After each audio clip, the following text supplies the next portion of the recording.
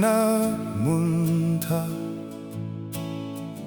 Kang ay kang hilaw kalungtim sung Hua tao hua lua uminan zaten Nandam mo kalau ngay Muôn sắc muôn langkot ka muôn sartiang Kan lung rual nak big vok temo Boy pai rem ruat si ramse Hua sung tirol rian sal kah ngaklape Lavang zanau haklek nak mung bualron Seng seng sin tiro may pemo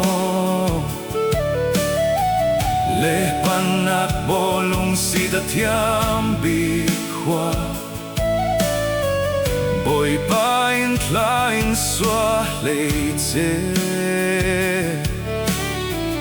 Na intuk nan intuk inti kau man Muntag sina kasapi suang lauding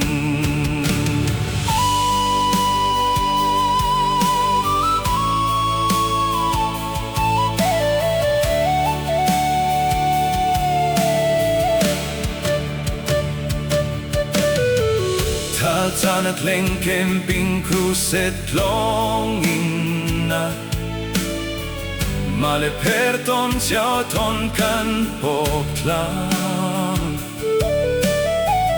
Lun lang chun kan lum huam hita gwal polzu In lama me tora swan saklau Sing pit sunut lai lam zan tim tiang Tu nuam kan rel kuak bul paraut nuaya Singapore tulu Mali India ram Yuet lelei tun muntin kim Dubai, Japan o Zealand poltla Kan hilaw nan tanaw law Muntin ram tinadarte man sela